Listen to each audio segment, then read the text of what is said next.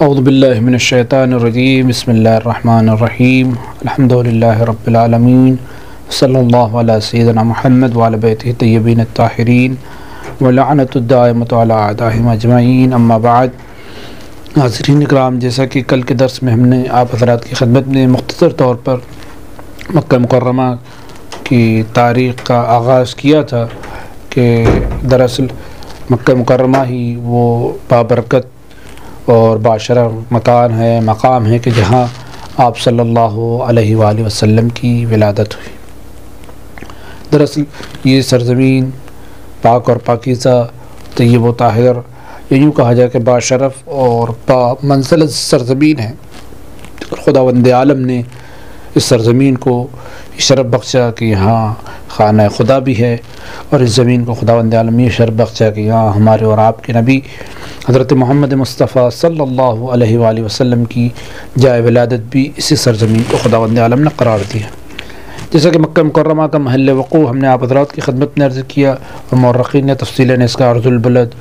اور طول البلد اور تمام کے تمام جو ہے تفصیل کے ساتھ جو ہے تاریخ مکہ مکرمہ کے سلسلے میں لکھی ہے۔ جیسا کہ ہم نے کل بھی اس کے سلسلے میں بیان کیا کہ یہ دراصل معلات میں سے ہے، اور معلات میں بھی جناب ابی طالب علیہ السلام کے اس گھر کو خداوند عالم نے جو ہے آپ صلی اللہ علیہ وسلم کا مولد جائے پیدائش قرار دیا۔ دراصل جو ہے مکہ مکرمہ کی تاریخ میں جو مورخین نے نقل کیا ہے کہ یہ پورا کہ پورا مکہ جو ہے علاقہ ہے، سرزمین ہے، سطح سمندر سے تقریباً 300 میٹر بلندی پر واقع ہے۔ اور دراصل یہ جو علاقہ ہے پورا کہ پورا مکہ مکرمہ کرۂ ارض کا وسط، یا یوں کہا جائے کہ درمیانی مقام شمار کیا جاتا ہے۔ بہت ساری کتابیں اس سلسلے میں لکھی گئی، جیسے کہ کتاب فضائل مکہ مکرمہ اور حاضہ بلادنا، اس میں پوری تفصیل موجود ہے۔ اب آتے ہیں کہ مکہ مکرمہ کی یہ تو محل وقوع اور اس کے ہم نے جغرافیائی جو ہے مختصر حالات بیان کی کہ مکہ مکرمہ کے فضائل کیا ہیں۔ تو سب سے پہلے ہم اگر قرآن مجید کی طرف نگاہ کرتے ہیں تو قرآن مجید کی روشنی میں جو مکہ مکرمہ کے فضائل بیان کیے گئے ہیں، اس پاک اور بابرکت سرزمین کی جو فضائل بیان کیے گئے ہیں، تو اگر ہم قرآن کی طرف دیکھتے ہیں تو سب سے پہلے قرآن مجید میں چند آیتیں ہیں کہ جن میں جو ہے مکہ مکرمہ کے فضائل اور مناقب کو بیان کیا گیا ہے، جیسے کہ سورہ ابراہیم کی آیت نمبر 37 کہ جس میں جناب ابراہیم علیہ السلام نے اس پاک اور بابرکت زمین کا تذکرہ فرمایا کہ ربنا انی اسکنت من ذریتی بواد غیر ذی زرع عند بیتک المحرم۔ اور ظاہر سی بات ہے کہ جناب ابراہیم کی یہ کہنا کہ پروردگار، میں اپنی ذریت میں سے بعض کو تیرے محترم اور تیرے معظم اور تیرے مکرم مکان کے قریب بے آب و گیا وادی میں چھوڑ کر جا رہا ہوں تاکہ وہ نماز قائم کرے۔ پوری کی پوری جو آیت مکہ مکرمہ کی جو ہے فضیلت کو بیان کرتی ہے کہ جناب ابراہیم نے جناب اسماعیل اور جناب ہاجرہ کو جو چھوڑا تھا اس پاک اور سرزمین پر، تو یہ اعتماد اور اعتقاد کے ساتھ کہ یہ خداوند عالم کی سب سے محترم سرزمین ہے۔ دوسری آیت سورہ قصص کی آیت نمبر 57 کی جس میں جو ہے مکہ مکرمہ کی فضیلت کو خداوند عالم نے بیان کیا ہے۔ تیسری آیت جو ہے سورہ نمل کی آیت نمبر 91 کی جس میں خداوند عالم نے اس کی حرمت، اس کی یوں کہا جائے کہ شرف اور منزلت کو خداوند عالم نے بیان کیا۔ اسی طرح سے ایک اور سورہ ہے کہ جس میں خداوند عالم نے اس کی فضیلت کو بیان کیا ہے، سورہ بلد کی آیت نمبر 1 اور 2 کہ لا اقسم بسم اللہ الرحمن الرحیم لا اقسم بہذا البلد وانت حل بہذا البلد۔ خداوند عالم نے اس پاک اور بابرکت زمین کی قسم کھائی ہے، یقیناً یہ باعزت، باعظمت، محترم اور مکرم سرزمین ہے، لہذا خداوند عالم نے اس سرزمین کی قسم کھائی ہے۔ قرآن کریم میں مختلف آیات میں مکہ مکرمہ کی فضیلت اور اس کی عظمت کو بیان کیا گیا ہے۔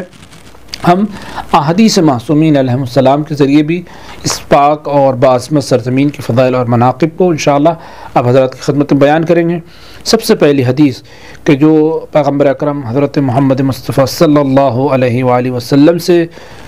جو نقل ہوئی ہے، اور اس کو کتاب جو تفسیر امام حسن عسکری علیہ السلام ہیں صفحہ نمبر 661 پر اس مکہ مکرمہ کی جو فضیلت بیان کی کہ خداوند عالم نے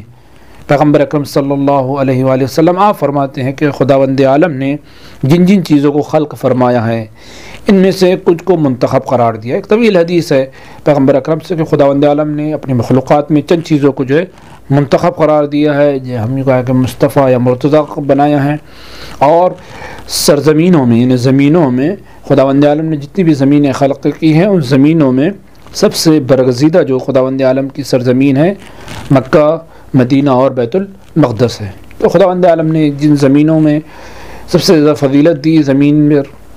وہ مکہ مکرمہ کی سرزمین ہے، اور بہت ساری روایات میں بھی مکہ مکرمہ کی عظمت اور فضیلت کے سلسلے میں احادیث ائمہ معصومین موجود ہے، جیسا کہ ایک مشہور جو روایت ہے کہ جس کو مختلف جو ہے علماء نے نقل کیا ہے، اور جس کو ائمہ معصومین علیہ السلام کی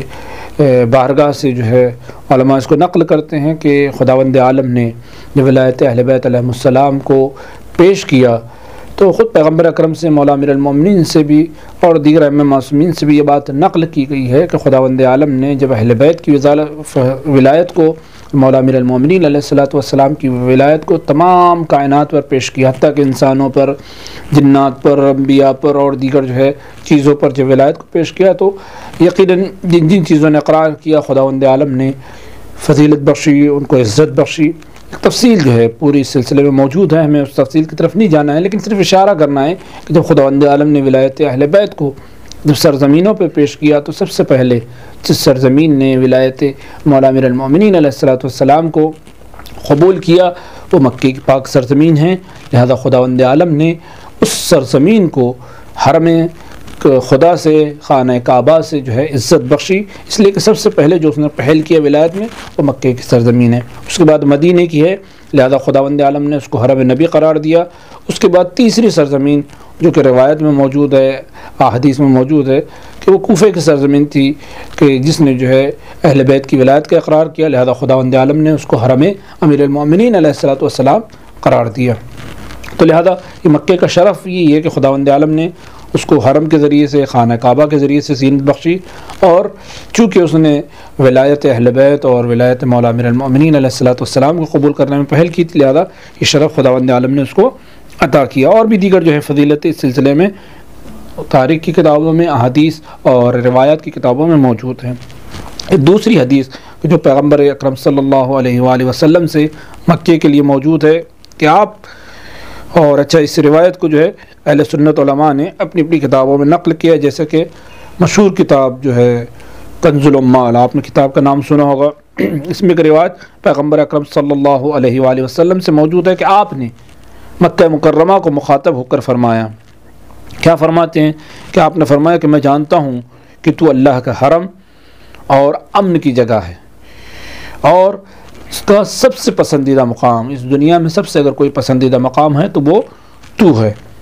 یعنی آپ کا یہ کہنا کہ وہ احب البلدان الی اللہ تعالی، کہ مکہ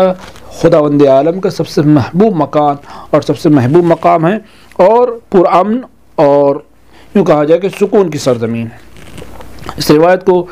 ایک کتاب ہے کہ اخبار مکہ جو فقہی کی کتاب ہے اس میں بھی نقل کیا پیغمبر اکرم صلی اللہ علیہ وسلم سے۔ اس کے علاوہ مکے کی فضیلت میں ایک روایت ہمارے اور آپ کے پانچویں امام ایک روایت ہمارے اور اس کے علاوہ ایک روایت ہمارے اور آپ کے پانچویں امام حضرت امام محمد باقر علیہ السلام سے فضیلت مکہ میں یہ نقل ہوئی ہے کہ النائم بمکہ، کہ جو شخص مکے کی سرزمین پہ سوتا ہے اگر وہاں صرف سوتا بھی ہے تو کل متحجد فی البلدان، تو ایسا شخص دیگر جو ہے مقامات پر، دیگر مکانات پر، دیگر سرزمینوں پر شب زندہ دار جو ہیں، عبادت گزار ہے، ان کی مانند ہے۔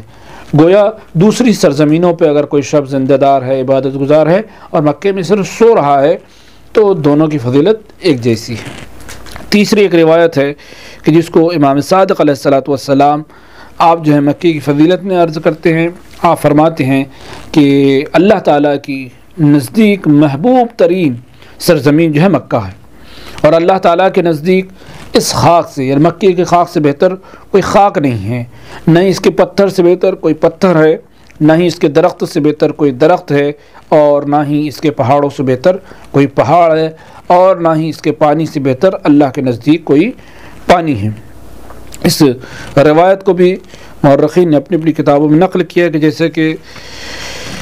جناب شیخ صدوق علیہ الرحمن نے اپنی کتاب فقی میں من لا یعذر الفقی میں اس روایت کو نقل کیا ہے۔ اور ایک روایت جو علی ابن مہزیار سے ہے کہ علی ابن مہزیار کہتے ہیں کہ میں نے امام علی نقی علیہ السلام سے سوال کیا کہ مکے میں رہنا افضل ہے یا کسی دوسرے شہر میں کوچ کرنا بہتر ہے، تو امام علی نقی علیہ السلام نے فرمایا کہ خانہ خدا کے نزدیک رہنا بہتر ہے اور تمام دیگر جگہوں سے افضل ہے۔ تو یہ مکے کی وہ فضیلت ہے کہ جو احادیث میں، اس کے علاوہ بہت ساری احادیث ہے کہ جو مکے کی فضیلت کے سلسلے میں ائمہ معصومین علیہ السلام سے وارد ہوئی۔ ہم نے مختصر آپ کی خدمت میں اس کی فضیلت کو احادیث اور قرآن کی آیات کے ذیل میں بیان کیا۔ انشاءاللہ آئندہ درس میں اور دیگر جو ہے مکے کے بارے میں آپ حضرات کی خدمت میں بیان کریں گے۔ وآخر دعوانا ان الحمد للہ رب العالمین۔